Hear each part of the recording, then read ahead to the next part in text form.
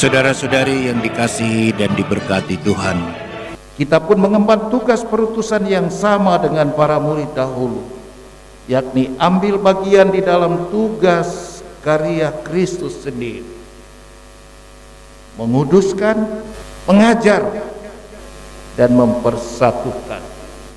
Karena kita semua ambil bagian di dalam imamat Yesus. Kami sebagai pastor yang ditabiskan itu disebut imamat jabatan atau imamat khusus. Dan umat sekalian juga menyandang di dalam dirinya imamat yang disebut sebagai imamat umum. Dasarnya adalah sakramen pembaptisan. Kita semua ambil bagian di dalam tugas perutusan para murid dahulu. Saudara-saudari,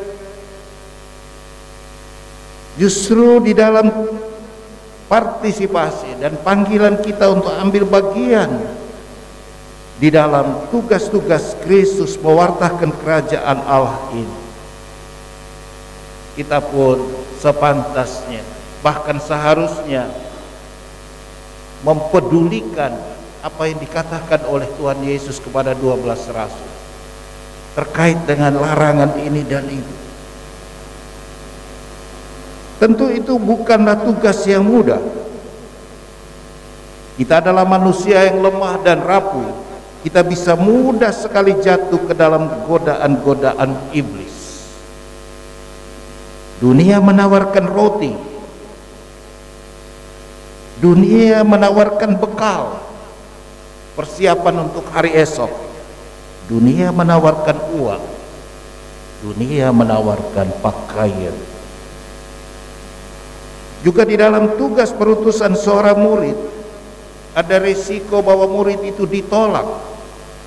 Itulah yang kita dengar di dalam bacaan yang pertama, bagaimana Nabi Amos yang dipilih dari tugas sehari-harinya sebagai seorang gembala ternak.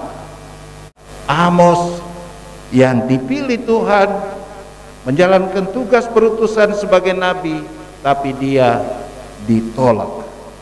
Itu juga bisa menjadi pengalaman keseharian kita. Bagaimana kita mengalami situasi kita ditolak, kita disingkirkan, kita disudutkan, kita diperlakukan tidak adil, karena kita menyandang di dalam diri kita sebagai murid-murid Yesus. Saudara dan saudari, saat berhadapan dengan kesulitan, tantangan, bahkan penolakan seperti yang dialami Amos, mari kita ingat bahwa kita bukanlah murid yang ditinggalkan dan dibiarkan begitu saja oleh Tuhan yang mengutus kita. Tuhan tetap hadir. Amin. Tuhan tetap hadir dan penyelenggaraan ilahi, kuat kuasanya, perlindungannya, pembelaannya akan selalu kita rasakan dan kita alami sejauh kita sungguh tetap menjalin relasi yang intim, relasi yang dekat, dan yang selalu serah diri dan mengandalkan Dia. Pun pula saudara-saudari, dalam situasi pandemik ini kita dipanggil dan diutus untuk menjadi murid yang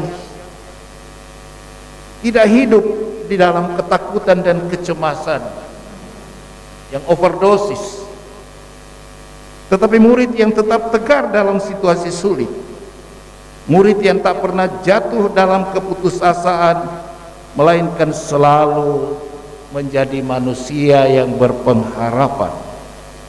Ciri orang beriman adalah selalu punya pengharapan, tidak pernah jatuh di dalam keputusasaan.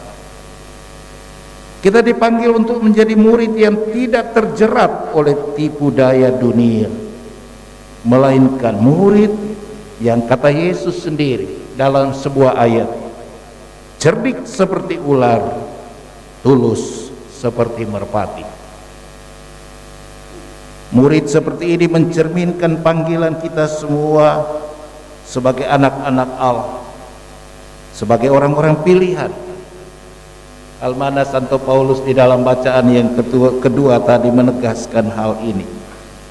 Terpujilah Allah, Bapa Tuhan kita Yesus Kristus, yang dalam Kristus telah mengaruniakan kepada kita segala berkat rohani di surga.